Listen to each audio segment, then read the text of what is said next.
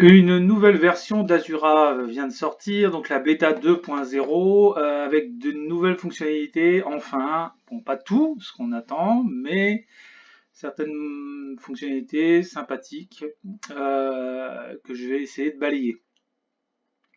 Donc première chose, bon bah ça change pas, on charge un STL, donc voilà, il y a une petite barre de progression. Alors il faut savoir que sans spoiler, maintenant Cura est intégré directement dans le logiciel. Donc on voit ici qu'il a été rajouté donc la position du plateau. Donc ça c'est important pour savoir quel côté va être plus soumis à une succion, puisque le VAT, le bac va donc basculer entre chaque couche, donc générer un déplacement du liquide et donc créer une force de succion, une dépression qui peut être créée, qui est plus ou moins forte en fonction de la position du plateau. Donc ici on prend le plateau, on le visualise à l'envers, et donc la partie A et B sont celles qui subissent le moins de succion, puisque le bac va s'incliner selon l'axe AB, d'accord. Et donc C et D va être plus éloigné du plateau que B et A. Donc il va subir une force de succion plus importante. Donc on va essayer de positionner son modèle le plus vers AB. Bien sûr, on peut se positionner là, entre C et D, mais on ne va pas créer, par exemple, de surface très pleine qui risque d'être collée en C et D. Parce que là, il y a vraiment de la force et ça risque vraiment Donc, ce que je vais faire, moi, c'est que je vais déjà faire une rotation en Z. Voilà. Je vais faire une rotation en Z. Donc, je vais le centrer. Et ensuite, je vais donc appliquer la rotation qui va bien. Là, vu que c'est assez plat, je vais pas mettre 45 degrés, je vais mettre un tout petit peu moins. Voilà. Je vais mettre donc, si je prends 20 degrés, allez, on va mettre quelques deux, voilà, 25 degrés, ça devrait le faire. Donc ensuite, je vais réduire la taille. Donc là, je vais faire un reset parce que j'étais, voilà. Et donc je vais le mettre à 80%, voilà. Et puis je vais donc le mettre à la plateforme. Voilà, donc bon, c'est assez raisonnable. Peut-être que je peux mettre un peu moins d'angle, parce que bon, là c'est voilà, ça risque de pas être trop mal là. Tout plateforme, center, voilà, c'est pas trop mal. Donc ici il y a beaucoup de détails, beaucoup de voilà, je mets donc en fonction de A et B, c'est là où j'aurai moins le risque d'arrachement, etc. Puisque là j'aurai des petits supports, quoique non, là c'est à plat. Là, il y aura des petits, voilà, tout ça pour éviter que ça soit déformé, donc qu'il y ait trop d'aspiration. Je le mets en A et B, sur la zone A et B. C'est là où il y a moins de contraintes, hein. Si mon plateau est correctement réglé, voilà, il ne devrait pas y avoir de problème. Donc, ce qui a changé dans View, on peut les supports les rendre transparents ou pas transparents. Bon, moi je les mets pas transparents, comme ça on les verra bien. Ce qui a changé également, donc là ça n'a pas changé, AutoLayout ça ne fonctionne toujours pas. Ici ça n'a pas changé, Scale Factor. Ce qui a un peu changé, non ça n'a pas changé non plus ici. Le hollowing, donc les vidages. Donc toujours pas de, je peux pas sélectionner de trous de différentes tailles. Enfin je n'ai pas testé, je vais essayer. 5.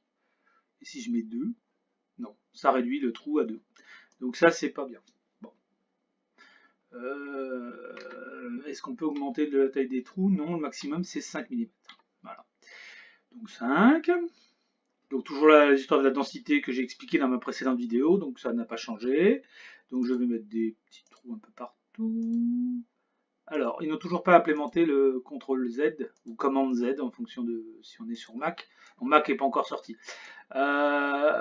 Pour annuler la dernière action, ce qui est dommage, parce que là, si je me trompe dans mes trous, et ben, bah voilà, on l'a pas, mais Si je me trompe dans mes trous, si je tombe sur une surface qui est pleine, il va pas me faire un trou, il va me faire un cylindre. Il va me faire une opération booléenne, mais en mettant un add et pas un subtract. Donc là, voilà. Ce qui a changé là, c'est les supports.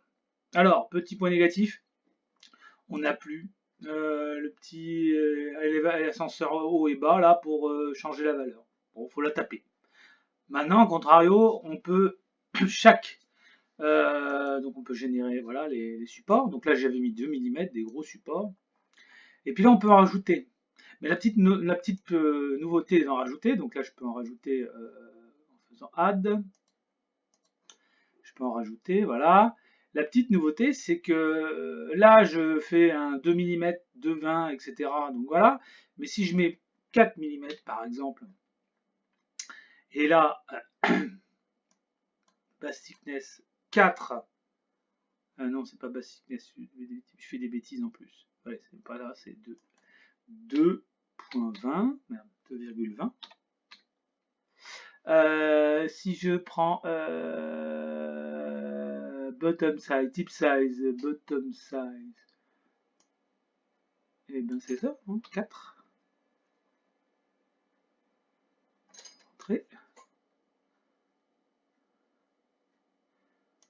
Bon, alors pourquoi il ne veut pas me faire un support?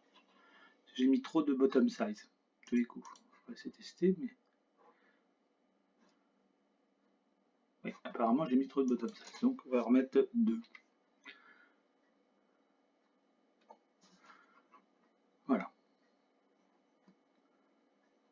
Bon là, je prends quelque chose, voilà. Voilà. Donc là, clairement, j'ai créé 4 mm de type. On le voit pas bien, voilà. Donc c'est un type énorme. Donc je peux réduire, je peux mettre sur celui-là 0,8 par exemple. Donc là, ça va me faire voilà, un type tout fin avec un corps qui fait 2 mm. Et donc je peux faire mon support et ensuite rechanger les paramètres et de refaire un autre d'une taille différente. Ça, c'est bien. C'est ce que j'attends, moi, pour les trous. La même chose, mais pour les trous. Donc là, pourquoi il ne veut pas me le prendre? Alors, si je prends un angle... Ah, alors, 2 mm, parce que c'est trop court. On va faire là, par exemple, là. Bim.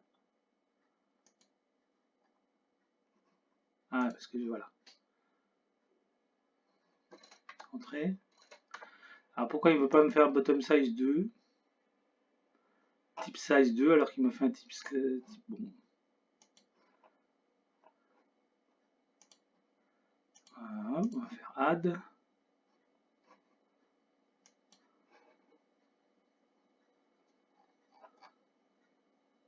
Bizarre ça. Alors, on va faire un type size de 2, c'est quand même pas beaucoup. Hein, 1,8. Voilà, 1,8. Parce que ça ne passait pas au niveau du ratio, peut-être. Enfin voilà. Donc on peut changer donc le support et le faire voilà un peu plus un peu différent des autres. Donc là par exemple si je veux faire la même chose mais avec un type de 0.5, je fais ça et hop j'ai un type de 0.5. Voilà, ça me permet justement de supporter en manuel des parties qui nécessitent d'être plus supportées ou en meilleure connexion avec les supports que d'autres. Voilà. Clairement, ça, ces types-là, tout fin, c'est quand si je veux faire des internals. Si par exemple ici je veux faire là-dedans et que je veux pas que ça laisse beaucoup de traces, eh ben je peux faire l'ensemble. L'ensemble, je peux faire des gros supports pour supporter ma pièce assez grosse, mais sur des détails. Tiens, il y a un petit problème de sculpte là que je viens de voir, marrant. Un petit coup de polish, ça serait pas mal. Donc là, si je veux éviter justement d'avoir des traces sur mon modèle, par exemple entre là et là, hein, ben, il y a un truc simple, c'est de réduire du coup ce support, donc au minimum qu'on peut faire. Je ne sais pas si 0,5 c'est bon, mais voilà, 0,5. Et puis le bottom size, on le met hein, peut-être à 0,8. Voilà, ça me fait un tout petit support et en même temps, il va être simple à retirer parce qu'il va me laisser une toute petite trace et pas une trace de voilà. Donc ça c'est bien de pouvoir avoir fait ça. Ça évite de justement dire bah je fais tout en 0,5 parce que là si je mets des tips de 0,5 ici ça tiendra pas hein, vu la surface, la masse de résine etc. Là les supports voilà donc c'est un plus. Ça c'est un plus réellement bien. Donc ça c'est la grosse nouveauté, une des grosses nouveautés. La dernière nouveauté, c'est, bah, j'ai pas généré, du coup je vais générer. Voilà, ça va me faire que des petits supports, du coup. Là, j'ai fait un extend de 250 0,80, bass thickness de 20. Head extent, d'ailleurs, hop. Donc, clear, generate. Voilà, ça c'est justement ce que j'expliquais, head extent. C'est dans la dernière vidéo, c'est la distance de ça. Hein. Si on accepte des extents faibles, les supports manuels ou même automatiques ne pourront pas se placer parce qu'ils n'ont pas un angle suffisant pour pouvoir toucher par exemple la base, le plateau. Voilà. Ce qui manque c'est un reset. Ça c'est aussi ce qui manque je pense. Bon allez on va faire. Pardon. 1. Bottom size 1. Donc on va faire clear generate. Alors pourquoi il veut pas 1, 1, 1 parce que là j'ai 2,20 peut-être 1. Ah oui, c'est là qui est bottom size, c'est 2. Generate. Voilà, c'est mieux. Voilà, 2. Si je fais 4. Voilà, c'est plus large. Ouais, donc ouais, la bottom size, c'est ici compris, d'accord, ce truc-là. Ouais, on peut faire des big avec un tout petit point de connexion, par exemple. Ça peut être intéressant pour faire moins de support. Et, voilà, mais là, il faut que je baisse carrément la densité si je mets des supports comme ça. Bon, on va aller comme ça. Base thickness, c'est cette base-là, l'épaisseur, donc on va mettre 2. C'est mieux, voilà. Donc la dernière option, donc il faut vraiment le CTRL Z ou le commande Z, parce que voilà. Dernière option, c'est l'export. Alors il n'y a plus un seul choix maintenant, il y a plusieurs choix, et j'ai découvert qu'on avait, au début je pensais qu'on pouvait faire que du G-code, mais on peut faire aussi du STL, donc je corrige cette erreur. Donc on a la possibilité de choisir le profil de résine. Alors pour l'instant on n'a que les Peopoli, mais on peut mais on peut rajouter dans le dossier du programme. Donc hop, voilà. Il y a ici les profils. C'est simplement des profils type Cura que vous récupérez et que vous renommez AFG s'ils ne sont pas renommés AFG, sinon je crois que c'est AFG chez Cura. Donc du coup vous mettez vos profils Cura à l'intérieur et normalement voilà. Donc faut faire son profil sous Cura et ensuite l'importer ici. Voilà, moi et calibration, ça pour l'instant j'ai pas trop exploré, mais en gros plus on s'approche des extrémités du plateau, plus il y a des déformations liées au laser qui est déformé. Donc il y a une compensation de cette déformation du laser qui est faite logiciellement. Elle est faite à la fois par le firmware, mais aussi par le slice. C'est-à-dire que le slice, en gros, il va faire un peu le phénomène de fish eye, c'est-à-dire de lentilles grossissantes.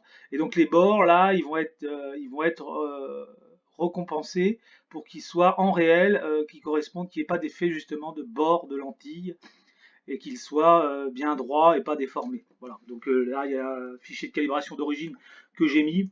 Je n'ai pas testé encore. J'ai lancé l'impression il y a quelques minutes. Donc on verra bien ce que ça va donner. Et puis ensuite, bah, l'endroit où on veut le sauvegarder, donc on clique, hein, voilà, et ce qu'on veut sauvegarder. Si on veut un STL, mais on peut. Donc si on veut un G-code pour Morail, on fait le G-code et on slice. Sinon, on fait un STL, on enregistre. Donc ça nous permet justement d'être open source pour tout le monde. Et ceux qui n'ont pas de Morail peuvent utiliser le logiciel pour faire leur support, leur tout, etc. C'est vachement bien quand même de la part de ce fabricant d'avoir fait cet effort-là. Et donc on peut exporter en STL, et ensuite votre STL, vous pouvez slicer avec votre logiciel moins performant en termes de, j'espère, en termes de support et de traitement de votre modèle. Et puis ensuite, vous pouvez donc le slicer pour votre propre imprimante, que ce soit une Photon, la nouvelle Prusa. Je ne sais pas ce que ça va donner, le format de la nouvelle Prusa. Ou n'importe quelle imprimante DLP qui prend en compte les images par image. Hein.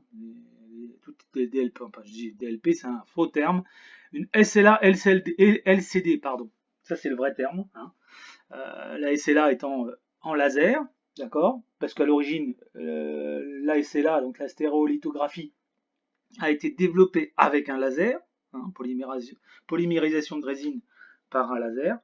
Ensuite est venu les projecteurs de type DLP, donc de Texas Instruments, qui sont des projecteurs avec une puce, avec des micro-miroirs, justement, qui orientent la luminosité. Et donc, les pixels sont créés par contraste, d'accord?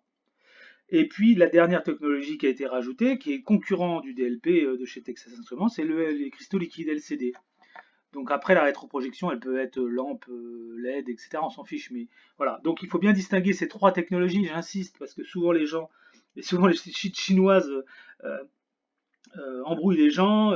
C'est quoi? C'est SLA, c'est DLP. DLP, ce n'a jamais été qu'une technologie de micro-miroir en projection, d'accord? Ça vient du home cinéma. Donc LCD, pareil, hein, enfin, c'est un peu plus global, c'est pas aussi des écrans, mais ça vient des écrans en général. Donc le LCD est une matrice, la DLP est une matrice et le laser est une autre matrice. Donc on appelle ça la SLA, la stérolithographie, et le procédé de formation d'image, elle peut être faite soit par un DLP, un projecteur DLP de Texas Instruments, soit une matrice LCD, donc des pixels, des cristaux liquides, soit un laser. Voilà. Donc comme ça c'est clair. Donc moi j'aimerais bien que tous les constructeurs ils disent correctement les choses. C'est DLP, c'est SLA DLP, SLA LCD ou SLA tout court parce que c'est historique. SLA c'est un laser. Voilà. Point. Bon bah très bien. J'espère que cette vidéo vous a plu. En tout cas j'attends beaucoup de nouveautés. Je me suis fait déjà des demandes à Peopoly pour la fonction annulée, la fonction all, la fonction réorientation. Et une fois qu'on a tout ça, je pense que le logiciel est pas trop mal. Après, si quand on fait des mouvements, par exemple, ce qui peut être intéressant, c'est en plus d'avoir là, de cliquer sur l'axe, par exemple, et d'avoir une boîte pour pouvoir rentrer l'angle qu'on veut. Hein. Ça évite voilà, d'y aller un peu au pifomètre. Vous voyez, hop, mais disparaissent. Voilà. Merci beaucoup.